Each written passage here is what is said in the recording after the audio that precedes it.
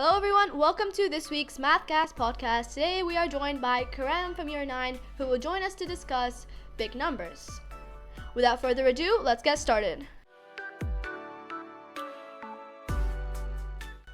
Alright, just to start off, we want to explain to you why this topic is so interesting and so beautiful just to even think about.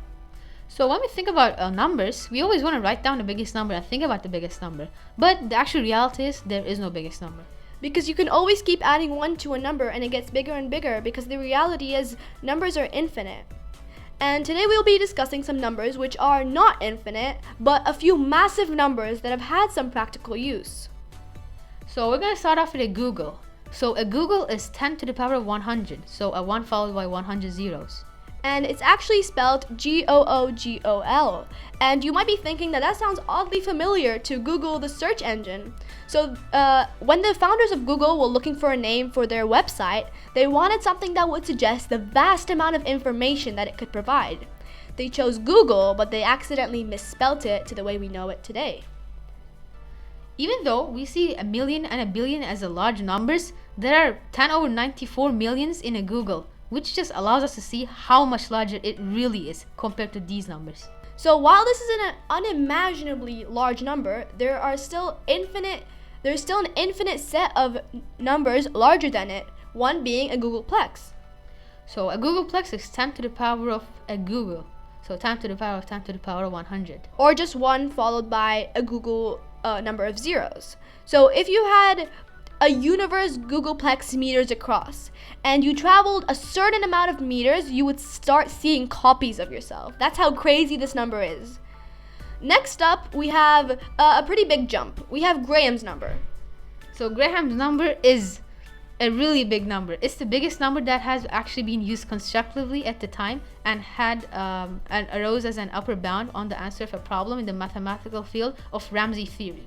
So just imagine that you had a problem and you had an upper bound of Graham's number. That's such a large bound, and there's so many numbers between 0 and Graham's number. So if you tried to write down the number in your head, it would eventually have so much information that it would form a black hole because you could not store that much information in your head. So the way we actually write down Graham's number is using arrow notation for powers of 3. So 3 arrow 3 is 3 over 3, and 2 arrow 3 is 3 over 3 over 3, and that's already 7.6 trillion. So it gets really big, and you do that until you get to G1, which is 4 arrows and 3, and that number alone is so much bigger than a Googolplex. So just think about it. A Googolplex is 10 to the power of a Googol, and Graham's number goes until G64, and G64 equals to 3 G63 amount of arrows 3. So it's just mind-blowing. So if you don't understand the arrow notation, that's alright. Such a big number that, as we said, your head would literally collapse into a black hole if you just try to imagine it.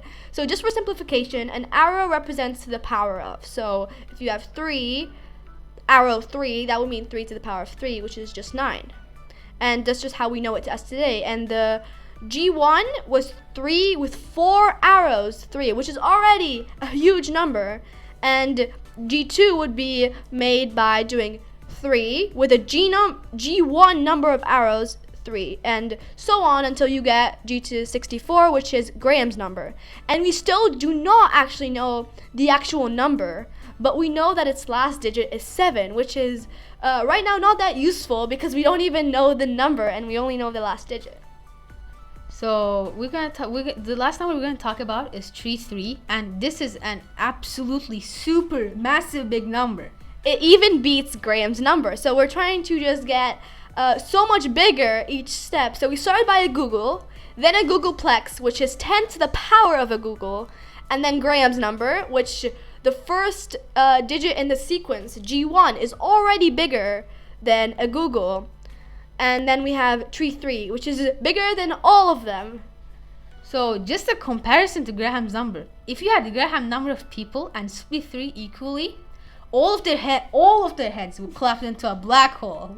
It's just hilarious how crazy big these numbers get and how we can explore and just think about how big they are. So with the Graham's number of people and split tree 3 equally, all of their heads, like Karam said, would collapse into a black hole, which is so just crazy and mind-blowing.